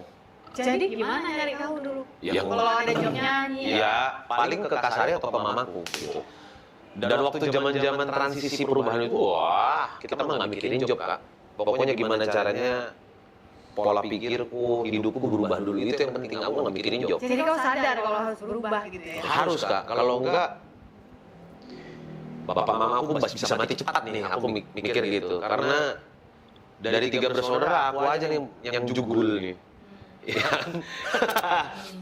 Yang beda dari yang lain, dari yang 2 ini. Padahal yang 2 ini kan agak lain memang kan. Yang 2 ini kan pelayanan sekarang kan. Tetap aku yang belum terjun pelayanan full time gitu. Jadi aku bilang ya kayaknya aku harus berubah dan ya Tuhan tolong ya. Sekali lagi bukan karena kuat dan gagahnya Semi Simorangkir, tapi karena kemurahan Tuhan aja udah. I'm the luckiest ya. Ya aku pria paling beruntung lah. Yang bisa diselamatkan Tuhan, dapat kemurahan Tuhan. Gak semua orang loh bisa melihat masa kegelapan sebagai masa yang paling indah yang malah dalam apa ya, in a sense kau rindu sebenarnya, bukan rindu kembali ke kehidupan itu, tapi ketika dalam gelap itu Tuhan peluk itu kan dahsyat banget ya, kayak kita nggak pengen ada dunia lain tahu, ini cuma aku aja Tuhan. Nah itu Kak, makanya baru di podcastnya Kak Sofi, justru kadang-kadang aku ada beberapa apa namanya ya, angkatan BNN lah. Terus Semi mau dijadiin duta BNN, aku bilang nggak mau.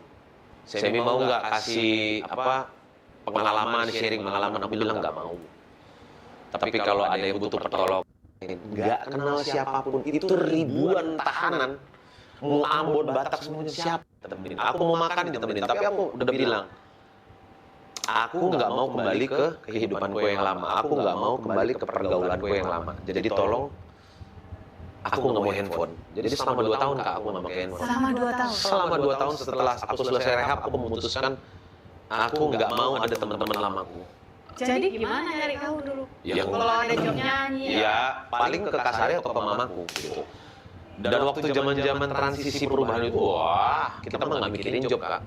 Pokoknya gimana caranya pola pikirku, hidupku berubah dulu. Itu yang penting, aku nggak mikirin job. Jadi kau sadar kalau harus berubah gitu ya? Harus Kak, kalau enggak bapak mama aku bisa mati cepat nih, aku mikir gitu. Karena dari 3 bersaudara, aku aja nih yang jugul nih. Yang beda dari yang lain, dari yang 2 ini. Padahal yang 2 ini kan agak lain memang kan. Yang 2 ini kan pelayanan sekarang kan. Tetap aku yang belum terjun pelayanan full time gitu. Jadi aku bilang ya kayaknya aku harus berubah dan ya Tuhan tolong ya. Sekali lagi bukan karena kuat dan gagahnya Semi Simorangkir, tapi karena kemurahan Tuhan aja udah. I'm the luckiest ya. Ya aku pria paling beruntung lah, yang bisa diselamatkan Tuhan, dapat kemurahan Tuhan. Nggak semua orang loh bisa melihat masa kegelapan sebagai masa yang paling indah ya malah dalam apa ya, in a sense kau rindu sebenarnya, bukan rindu kembali ke kehidupan itu, tapi ketika dalam gelap itu lalu Tuhan peluk itu kan dahsyat banget ya, kayak kita nggak pengen ada dunia lain tahu, ini cuma aku aja Tuhan. Nah itu Kak, makanya baru di podcastnya Kak Sofi, justru kadang paling ke Kak Sari atau ke mamaku gitu. Dan waktu zaman-zaman transisi perubahan itu, wah kita mah nggak mikirin job Kak. Pokoknya gimana caranya pola pikirku, hidupku berubah dulu, itu yang penting, aku nggak mikirin job. Jadi kau sadar kalau harus berubah gitu ya? Harus Kak, kalau enggak bapak mamaku bisa mati cepat nih, aku mikir gitu. Karena dari 3 bersaudara, aku aja nih yang jugul nih. Yang beda dari yang lain, dari yang 2 ini. Padahal yang 2 ini kan agak lain memang kan. Yang 2 ini kan pelayanan sekarang kan. Tetap aku yang belum terjun pelayanan full time gitu. Jadi aku bilang ya kayaknya aku harus berubah, dan ya Tuhan tolong ya, sekali lagi bukan karena kuat dan gagahnya Semi Simorangkir, tapi karena kemurahan Tuhan aja udah. I'm the luckiest ya. Ya aku pria paling beruntung lah, yang bisa diselamatkan Tuhan, dapat kemurahan Tuhan.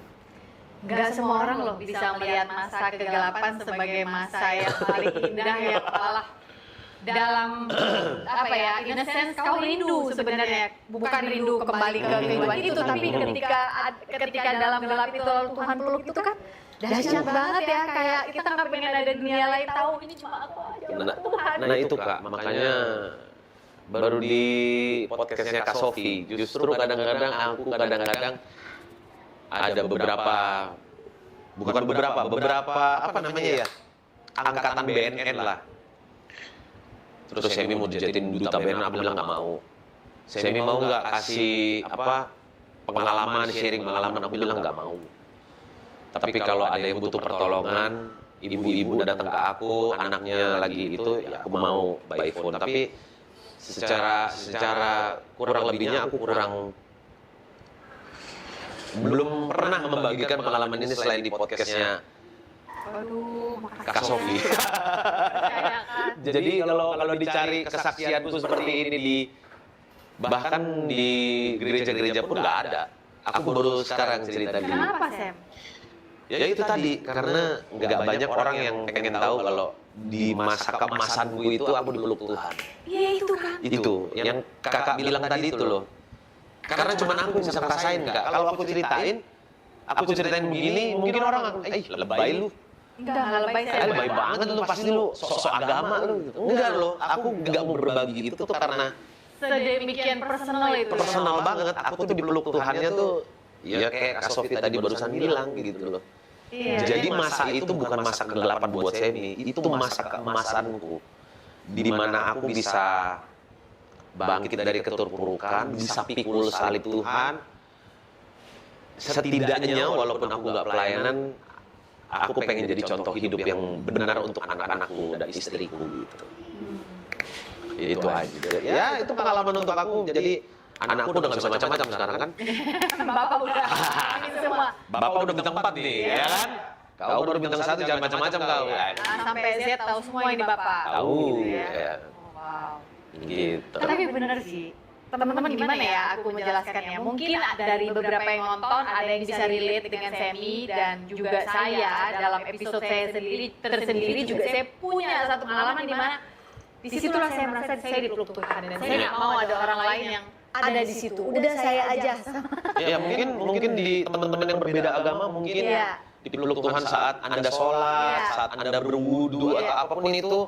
Di saat Anda ke kuil atau apapun itu ya, itu pengalaman spiritual pribadi yang menurut aku itu kalau kita ceritakan mungkin belum tentu orang bisa ngerasain gitu. Tapi kalau kita pribadi udah ngerasain, itu nggak mau ditukar dengan apapun. Nggak mau. The best. Setelah itu tuh yang akhirnya kau keluarkan lagu Aku Kembali itu. Oh iya. Jadi setelah 2 tahun off. Jadi lagu Aku Kembali itu aku tulis di dalam. Jadi aku nggak tahu itu di tengah pemakaian ya. Jadi lagi memakai gitu ya. mulai muncul ide-ide kreatif, aku tulis-tulis lah. Gimana ya berangan-angan ceritanya, kalau nanti gue keluar, kalau gue diizinin terkenal lagi, I'm back, ya gitu lah kan zaman dulu kan. Jadilah lagu itu Aku Kembali. Ini aku berdiri untuk hadapi segala pahit di hati. Gitu. Jadilah lagu Aku Kembali itu di album pertama aku bersolo karir. Sorry Sam, tadi kan sempat ngomong waktu di dalam masih hidup enak lah ya, Iya, masih betul. bisa dapat supply gitu. Ketika akhirnya ke si rehab, Rehab. di situlah berhenti benar-benar. Putus. Putus bareng. Wah, itu di Makanya kau hajar bangku. Iya, di situlah ternyata aku baru tahu kalau ternyata orang yang adiktif atau edik kayak aku gitu terhadap suatu substance apapun itu pada saat itu, disitulah baru ternyata pikiran kacau kita itu bukan waktu kita make, tapi saat kita lagi putus zat. Lagi SAKAW, sakau. Nah, disitulah ternyata manusia itu bisa Puas. Ya. Nah, ini bisa dibagi jadi 2 sesi ya teman-teman, karena nggak mungkin sepanjang ini jadi buat 1 lagu, ini bisa jadi buat 2 lagu nih, lumayan.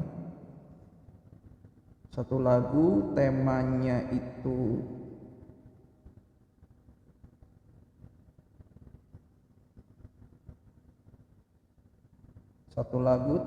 itu kadang yang kita ingini, bukan yang kita harapkan. 1 lagu ketika kita dalam lembah kelam, Tuhan tolong, bisa jadi 1 lagu sekuler, 1 lagu non rohani, dan 1 lagu rohani. Kita cek lagi masih. Kang. Iya. Makanya kita nggak heran ya, ada orang yang nekat curi handphone di tengah keramaian, ada orang yang nekat bunuh temen demi ambil. Ya, itulah barang itu akan memperlakukan Anda sedemikian rupa saat Anda putus zat.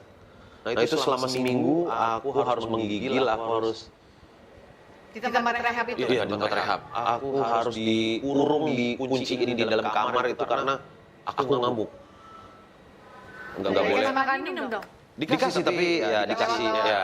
Jadi aku benar-benar bersyukur aku bisa ngelewatin seminggu itu. Setelah seminggu ya normal, udah normal Keluar ya, ya. Udah ngedetox diri badan. Tapi kan kebiasaannya tetap nempel, kebiasaan jeleknya. Nyari abis itu. Kebiasaan jeleknya itu bukan cuma hanya nyari, Kak. Kebiasaan jelek itu maksudnya angkuh. Oh itunya. Iya, angkuh, masa bodoh, gak bersih. Nah, itu kan kebiasaan yang nyangkut tuh. Iya. Nah, ternyata walaupun Anda putus zat, walaupun Anda udah selesai dengan zat itu, ternyata ada pribadi-pribadi atau sifat-sifat yang Anda tidak sadari ngikut di dalam diri Anda. Gimana rontokinnya itu kalau waktu semi? Kan kamu balik lagi nyanyi. Nah, ini lagi-lagi aku nggak mau dicap sebagai agama. Nggak ada yang cap. Tapi aku waktu itu caraku ya berdoa sih, Kak. The best way. Ya pokoknya iya, karena aku cuman nggak ada siapa-siapa di tempat rehab itu, aku nggak bisa ngobrol sama mamaku, nggak ada handphone, nggak ada apa, nggak bisa. Ya, cuma 1 nama itu yang bisa aku sebut gitu. Tuhan, aku mau berubah, udah. Cuman 3 kalimat itu, Tuhan aku mau berubah ya. 4 kalimat itu, Tuhan aku mau berubah. Nggak ada lagi yang bisa nolong. Siapa? Aku pun mau perawat nggak kenal, yang jaga rehab nggak kenal. Jadi ya, kalau Tuhan mau pulihkan kita tuh nggak setengah-setengah sih, Kak. Mungkin kalau orang nolong orang tuh bisa setengah-setengah. Saudara nolong kita mungkin bisa setengah hati, tapi di saat zaman keemasanku Tuhan nolong aku nggak setengah-setengah, sempurna, Kak. Pulih sempurna ya. Sam? Pulih sempurna. Dari hitam jadi putih. Itu aku rasain banget. Wow. Ini berapa menit kita udah sampai ke sini ya. Padahal tadinya aku mau nanyanya agak-agak di belakang kan. Aku berpikir takut nanti tersinggung Semi Oh atau enggak. gitu. Jadi kalau ada orang yang bilang, aduh gua kalau berbagi pengalaman, pengen nanya-nanya pengalaman Smith tentang nanti tersinggung nggak nih ya di podcastnya Kak Sofi, aku nggak akan pernah tersinggung karena itu adalah zaman kebanggaanku. Gimana aku bisa berubah, Tuhan bisa merubah aku. Jadi begitu keluar, serahkan diri ke papa mama, tidak mau handphone, yang ngurusin job Kak Sari sama Mama lah waktu itu. Terus mulai terima itu diantar kalau mau job supaya nggak pulangnya nggak kelayapan. Iya, jadi nyampe sekarang masih ada siapa namanya mah? Namanya Bunda Teresa. Jadi dia sekarang udah pensiun. Tadinya reskrim. Oh boy, jadi kita manggilnya Bunda. Waktu zamannya Raffi juga Bunda nemenin Raffi tuh. Jadi si Bunda ini aku sempat manggung di satu klub lah di Jakarta namanya tempat tinggal baru juga. Bunda sempat nemenin aku manggung tuh. Wah, gila. Begitu ada yang mau ngasih botol ke panggung, ditarik sama Bunda. Lu taruh itu botol atau lutut lu bolong. Bunda juara orang Ambon. Juara.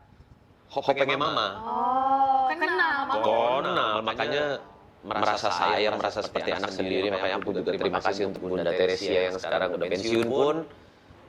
Kemarin udah masih sempat ketemu. Thank you Bunda, I love you. Ya itulah orang-orang yang nemenin aku di saat aku belum mau berhubungan dengan handphone, dengan media sosial. Jadi aku harus dijaga terus kan. Dari lingkungan. Udah tahu lingkungan kita nih. Iya.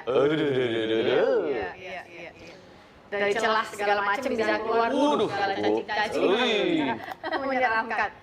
Tapi ini waktu episode itu ya, itu berpengaruh nggak terhadap akhirnya kau kembali ke Krispati?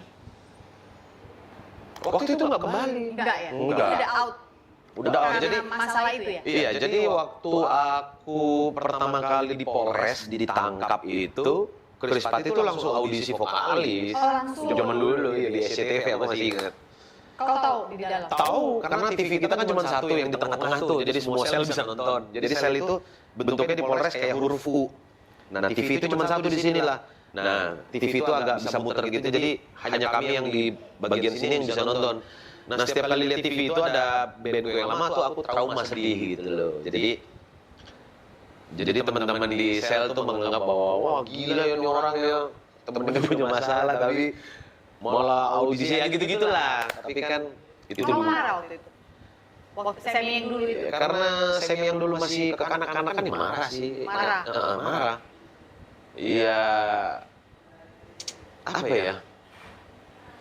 Marah aja lah udah. Marah ya. Kayak marah, benci, kepahitan, Ya. segala macamnya lah gitu. Iya. Setelah keluar dari situ berapa lama untuk kau bisa ngobrol sama teman-teman yang walaupun udah nggak satu band ya? Nah, dari rehab ya, kita nggak ketemu sama Arif dan kawan-kawan itu ya setahun setengah lah. Tapi begitu ketemu ya Tuhan pulihkan aja gitu hubungannya. Nggak ada apa-apa. Nggak ada apa-apa gitu kayak ngikutin arus aja Kak. Jadi nggak perlu yang basa-basi, yang gini-gini udah.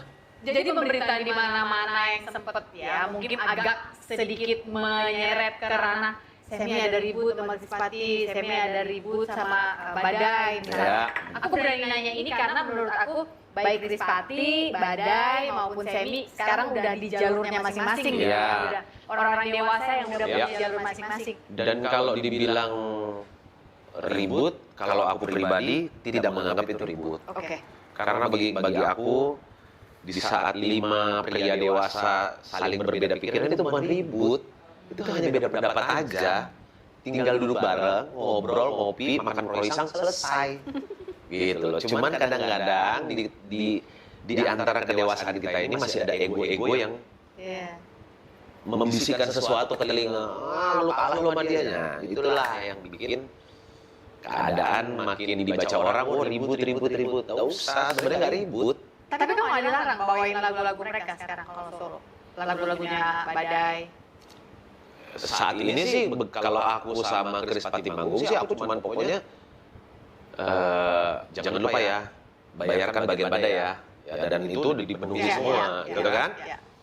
Dan aku nih walaupun badai podcast di mana-mana gitu ya, aku nggak pernah nonton juga, Dai. Tapi aku cuma bilang satu hal. Kita ini udah gede, udah dewasa. Kalau kita mau cari makan, kalau kita mau cari makan yang enak, kepahitan itu harus dibuang. Di hati itu kalau masih ada kepahitan, kebencian terhadap apapun itu, percaya deh, nggak akan jadi berkat. Mau gimana pun kau tulis lagu, mau bagaimanapun kita nyanyinya sebagus Whitney Houston atau apa, kalau lu punya kepahitan, lu punya kebencian, buang sekarang. Ada suatu siang setelah sebuah serangan kecemasan terjadi kembali pada saya digerakkan untuk kembali ke rumah ayah, meminta maaf atas semua kesalahan saya. Saat itu, saya menangis sebagai anak kecil yang tidak bisa ditenangkan. Saya tidak percaya bahwa kepala saya sedang dielus orang yang selama ini saya rindukan. Miracles do happen. Ternyata manusia dapat Dari reunian aku nggak mau. Karena bagi aku kalau terlalu sering, bukan reuni namanya, ya benar juga. Nggak ada salahnya. Cuman kan tawaran job itu kan datang terus, ya kan? Sementara aku dan Chris Patih manggung terus nih kalau ada tawaran job itu. Chris Patih featuring Semi. Iya. Padahal dalam hati kecilku, kayaknya nggak lengkap kalau nggak ada badai gitu loh. Ayolah gitu ya. Iya, tapi kalau memang badai masih mengeraskan hati atau belum mau ya, kita hormati itu. Aku nunggu, pokoknya ya nanti kalau udah mulai lembek hatinya atau apa ya temuin aja kami gitu loh. Nggak ada masalah. Namanya nyari makan bareng-bareng itu lebih enak tau. Tetap jiwa anak band ya. Tetap jiwa anak band yang kita lihat di sini nih. Semi nih. Sam, kayaknya lu tuh dari dulu kalau milih lagu tuh pinter gitu ya. Maksudnya sebagai penyanyi, tahu gitu lagu yang kayaknya cocok, terus lu bisa bawain dengan riffs and runs lo itu yang semi banget itu, terus jadi gitu lagunya. Emang itu gimana sih? Lu ada pembisik apa gimana sih? Biasanya kalau aku dengerin lagu tuh Kak, aku memposisikan aku tuh bukan penyanyi. Oke. Jadi aku cuma lagi seseorang aja yang lagi dengerin radio terus tiba-tiba dengerin lagu ini. Oke. Dan itu aku repeat terus. Contohnya nih, nggak usah yang sekarang Kak. Jadi zaman dulu di albumnya Chris Patih itu ada judul lagu Cinta Putih. Itu ciptaannya Pai. Ya, ciptaannya Pai. Dan itu harusnya nggak jadi lagu jagoan kan. Tapi aku fight. Lagu ini duit nih. Dan waktu itu booming. Cinta Putih. Hianati sebisa dirimu mengkhianati. Itu lagunya Pai. Kau Aku untuk kembali padamu lagi. kasih dulu kodenya bang, itu enak banget pas terakhir. Ingin aku untuk kembali padamu lagi. Neng nong neng nong neng. Neng nong neng nong neng. Nong ning nang ya gitu-gitu. Nah, aku waktu itu fight. Gak bisa. Gitu ya. Ini lagu ini tuh duit tahu. Aku nggak bilang waktu itu karena banyak yang menyumbangkan lagu, aku nggak bilang ya karena kita ngejaga perasaan kan. Pokoknya aku bilang ini lagu Bagus. duit loh. Oh duit kalau bilang. Ya udah kita nurut. Dan bener Kak. Waktu itu sampai kita video klipnya dibuatin sama Rizal Mantovani. Wih, zaman dulu loh. Cinta Putih itu. Mas Rizal, I love you. Standar ya. Oh iya. Rizal Mantovani yang buatin itu Cinta Putih. Nah, sampai sekarang kebiasaan itu masih aku jalani. Nggak usah laguku. Jadi kalau aku lagi ngaransemen lagu orang, kayak kemarin nih aku lagi dengerin lagu Mas Pongki itu aku repeat terus Kak. Sampai 50 kali ada. 50 kali. Nanti intronya aku ulang 20 kali, itu hanya intro. Nanti outronya aku ulang 20 kali. Apa yang kurang. Ini kayaknya udah nih, udah 2 lagu lah ya. Ini paling nanti dimasukin kemana gitu. 1, 2, 3, 4 nih masukin ke sini deh. Paling jadi bridge jembatan atau apalah. Oke, setelah kita dengar sumber dari pembuatan diksi atau penulisan lirik lagu kita, entah itu dari podcast, pengalaman orang, pengalaman diri sendiri, ini anggap aja udah selesai, karena selebihnya paling dia membicarakan tentang kolaborasi antara lagunya Mas Pongki Jikustik dengan Bang Semi Simarangkir. Nah, lalu kita ke yang pertama, kalau teman-teman bener idealis dalam membuat lirik lagu, teman-teman bisa mengotak-atik lagu yang sudah jadi ini dengan sendirinya. Entah itu nanti apakah ini susunannya udah bener, ini di verse pertama, verse 2, chorus, atau bridge. Atau kalau teman-teman pemalas seperti saya, kita bisa minta bantuan ChatGPT. Oke. Verify you are human. Oke, cinta. Teman-teman juga bisa menggunakan bantuan AI yang lain ya, yang mungkin otaknya lebih bagus atau yang versi berbayar, karena lebih banyak uang yang teman-teman keluarkan untuk membayar AI-nya, dia akan meningkat, entah itu datanya, entah itu pemikirannya, entah itu sumbernya, itu lebih meningkat. Kayak kalau kita gunakan jasa gratis dengan jasa profesional, ya maka itu akan beda hasilnya. Nah, kita message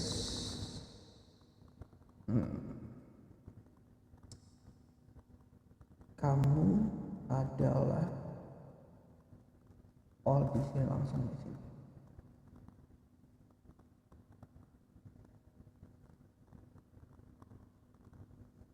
Biar jadi kita tinggal kopas aja. Kok jadi begitu sih? Kamu adalah penulis lagu yang handal, maka buatkan lirik lagu penuh yang runut menjadi lagu dengan cerita yang pedih. Nah, jadi saya pengen buatkan tema daripada lagu ini, yang lagu non rohani ini, menjadi cerita yang pedih gitu. Teman-teman juga bisa remake atau buat ulang.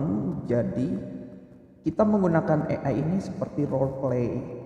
Jadi kita ibaratkan kita nge-hire seorang penulis lagu yang handal, minta buatkan nih, saya udah ada bait yang saya susun.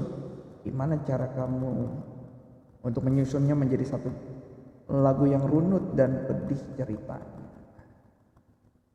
Oh, ini pakai trik 2 dulu ya.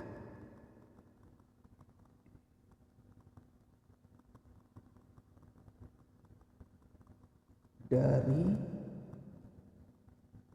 penjelasan di bawah, nah, kita copy,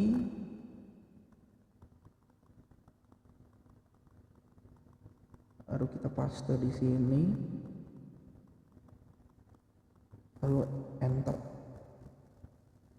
Hublah. Nah,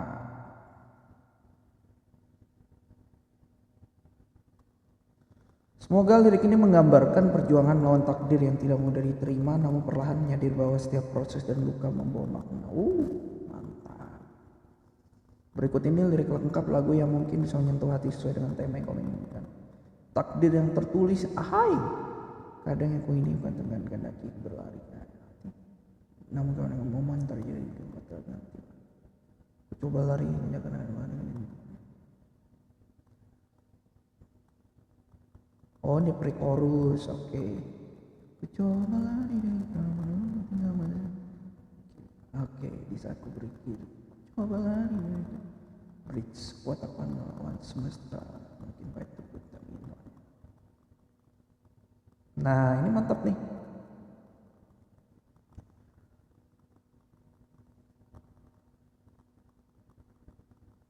Kalau teman-teman mungkin belum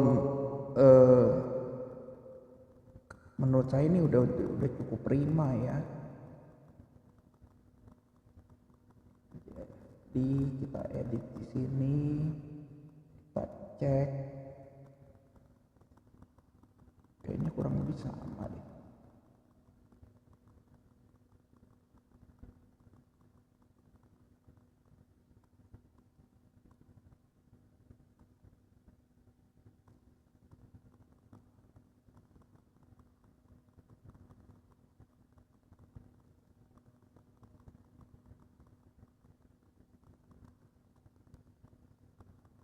Teman-teman bisa edit sendiri ya, apakah sudah sesuai dengan idealismenya teman-teman atau belum.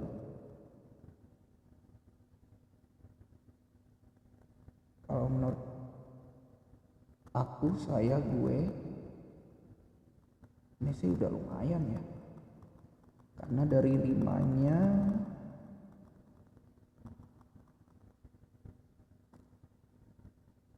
rate-nya juga udah lumayan.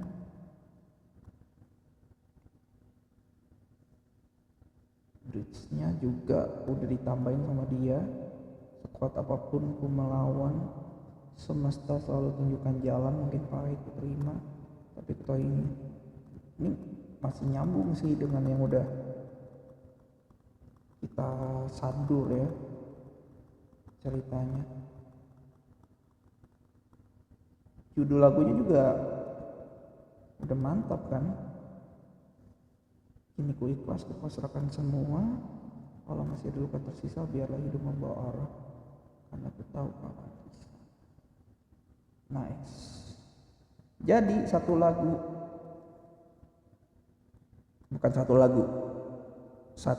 tapi liriknya udah klop, tinggal di mix and match sama nanti buat notasinya, melodinya, aransemen lagunya. Takdir yang tertulis, judul takdir yang tertulis. Satu lagu jadi yang non rohani. Nah, kita buat yang satu lagi. Saya close. Nah, ini juga sama, tinggal kita copy paste.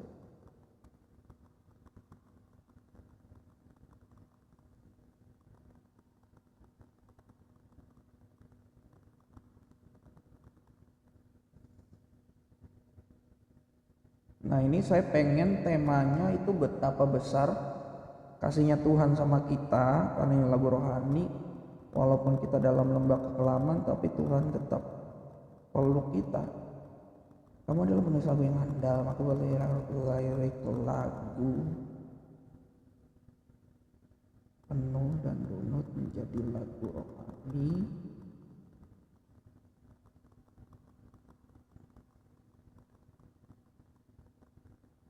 dengan cerita yang pedih,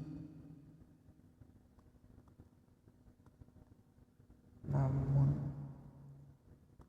Tuhan peluk.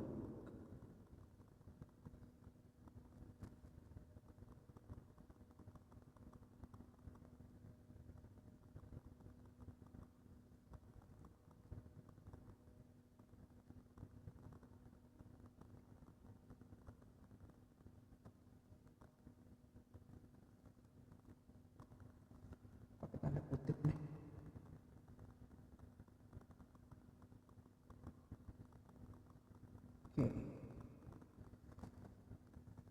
Simsalabim abrakadabra.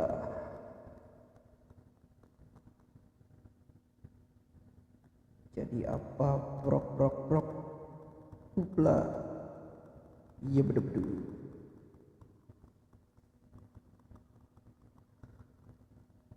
Berikut lirik penuh lagu rohani yang menggambarkan perjalanan dari masa kelam menuju pelukan kasih Tuhan yang penuh pemulihan. Nice. Lirik ini dirancang untuk menggambarkan perjalanan dari keterpurukan menuju penyembuhan yang penuh kehangatan dari Tuhan hingga akhirnya menemukan damai di dalamnya. Nice, coba kita lihat.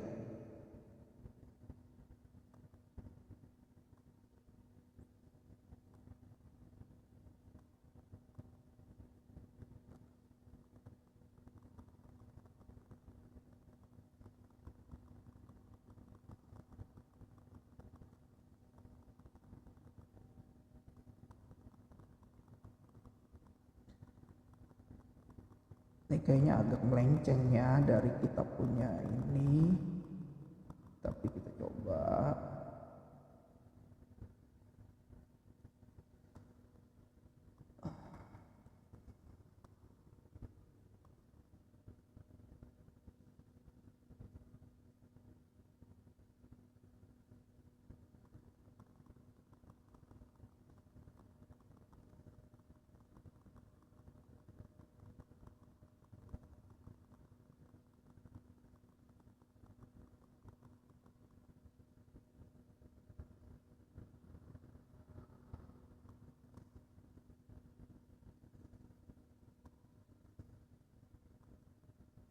Panjang-panjang ya, pesan tadi kita nggak terlalu panjang liriknya ini.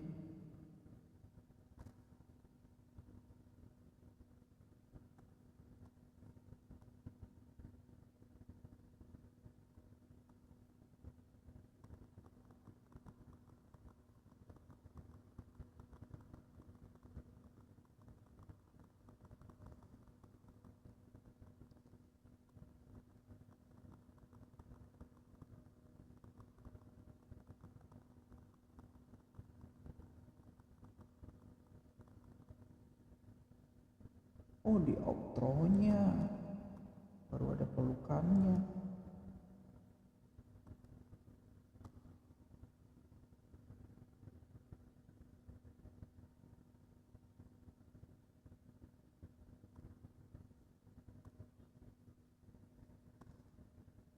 Kadang ku tenang hingga hati tak jernih saat orang berkata kau ini sama mungkin kata kayaknya nggak enak ya.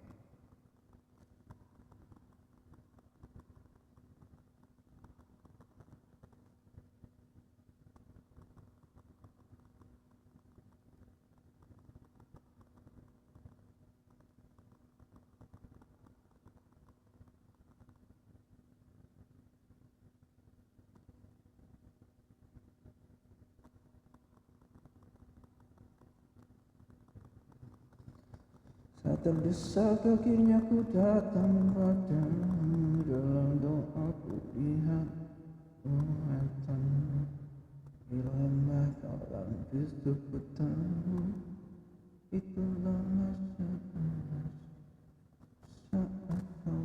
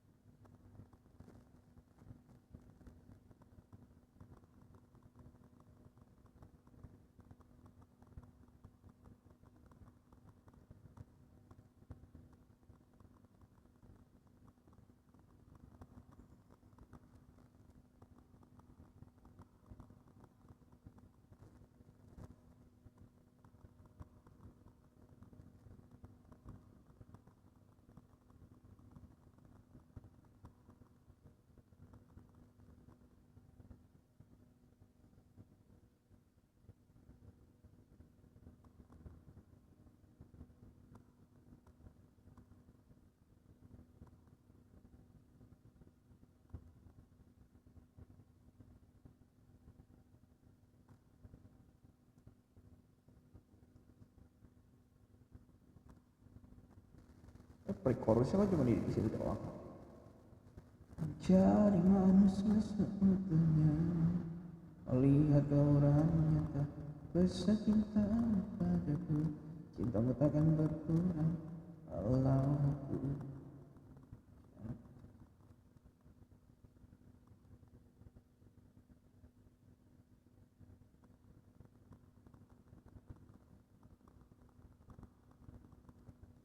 Ku jadi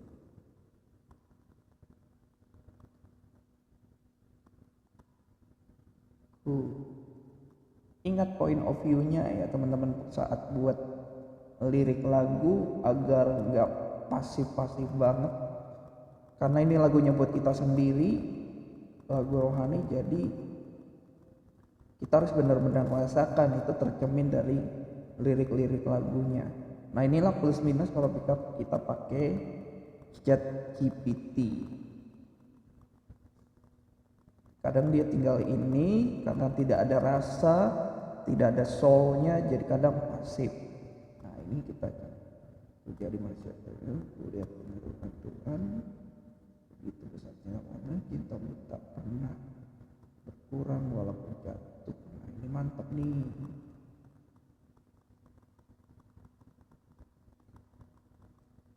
Kita ingin kembali pada hidupku yang lama.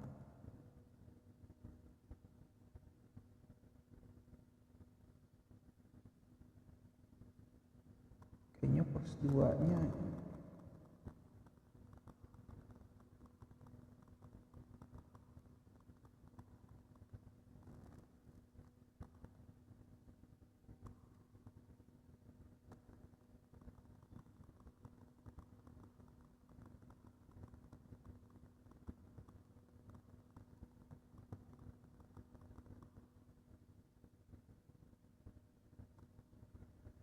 ku tak ingin kembali pada hidupku yang lama. Ku tak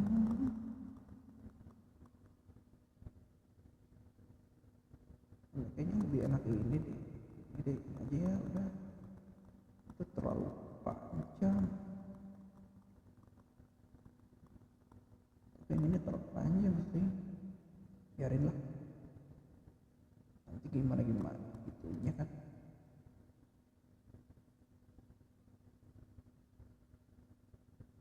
Nah, biar kan di sini title-nya ada pelukan kasihmu ya. Masa di pelukannya cuma di pre-chorus sama di outro sih? Kan gak enak ya. Jadi kita buat verse 2-nya ada pelukannya juga.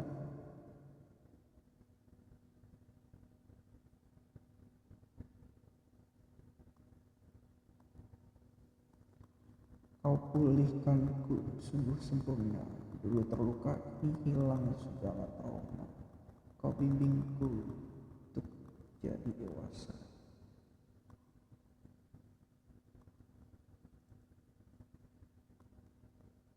Dalam kasihmu hilanglah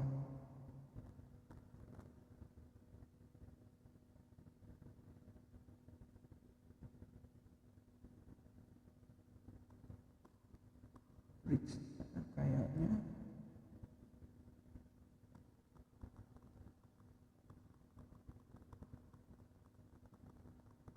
Kayaknya lebih enak ini deh bridge-nya udah ini. Ngapain panjang-panjang sih?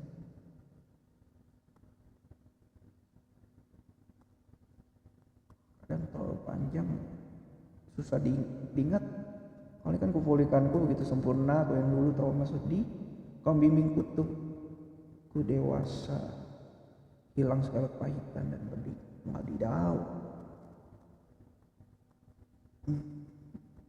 Kadang panjang-panjang susah diingat orang tahu.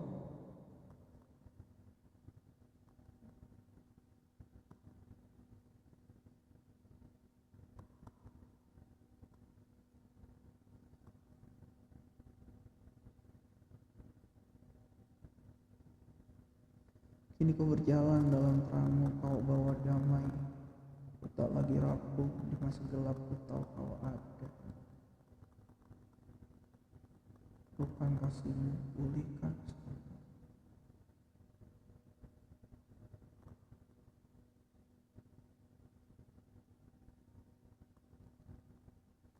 Oke, save jadi deh, baru lirik lagunya ya, tapi memang kita bahas sampai lirik lagunya saja.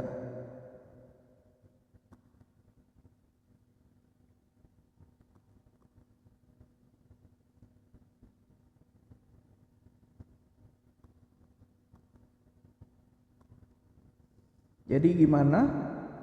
Apakah teman-teman melalui penjelasan ini dapat